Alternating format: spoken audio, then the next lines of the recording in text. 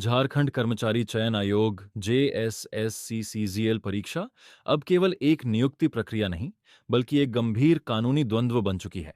झारखंड उच्च न्यायालय के अंतिम निर्णय के बाद अब यह मामला देश की सर्वोच्च अदालत सुप्रीम कोर्ट में दस्तक दे चुका है। यह विश्लेषण भावनाओं से परे पूरी तरह से कानूनी तर्क और संभावित परिणामों पर आधारित है। वीडियो को लास्ट तक जरूर देखें। सुप्रीम कोर्ट में किसी भी मामले का स्वीकार होना इस बात पर निर्भर करता है कि क्या उच्च न्यायालय के फैसले में कोई कानूनी त्रुटि, एरर ऑफ लॉ रही है।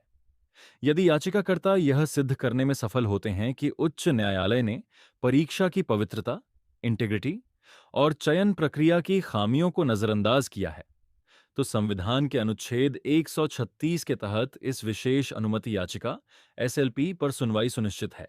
पहली सुनवाई में कोर्ट का प्राथमिक रुझान यह तय करेगा कि क्या इस नियुक्ति प्रक्रिया पर तत्काल प्रभाव से रोक, स्टे लगाई जानी चाहिए या नहीं। आइए देखते हैं क्या क्या संभावनाएं हैं। परीक्षा रद्द होने की संभावनाएं। इस मामले में सबसे बड़ा प्रश्न यह है कि क्या पूरी परीक्षा रद्द हो सकती है। कानूनी दृष्टिकोण से इसके ठोस आधार बन सकते हैं।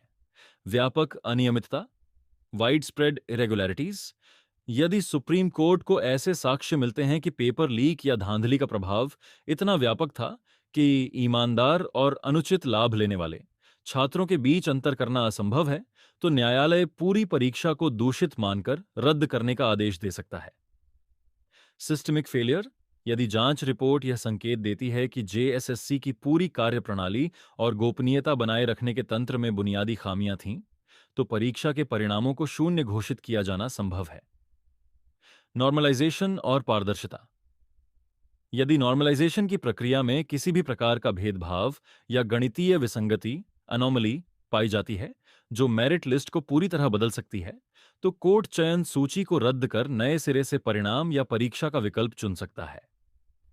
याचिकाकर्ताओं का तर्क यह होगा कि उच्च न्यायालय ने SIT की जांच के उन पहलुओं को गहराई से नहीं देखा जो धांधली की ओर संकेत करते थे।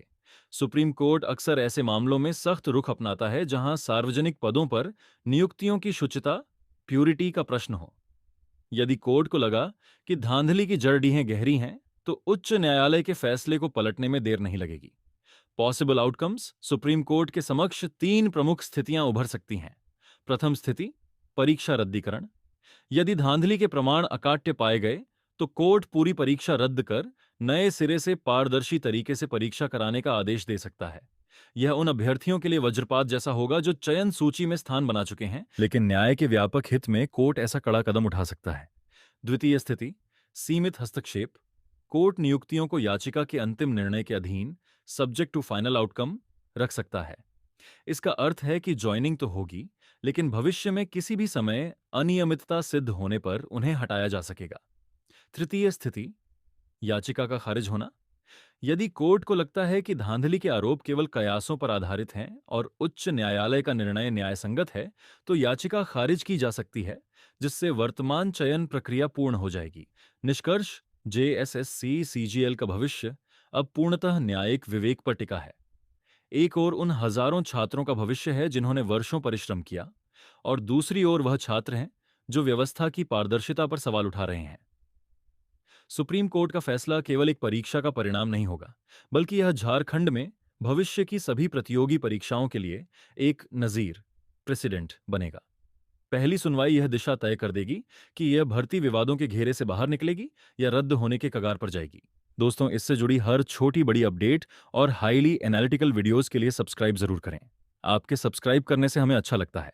और हाँ, टेलीग्राम ज्वाइन करना बिल्कुल ना भूलें। मिलते हैं बहुत जल्द।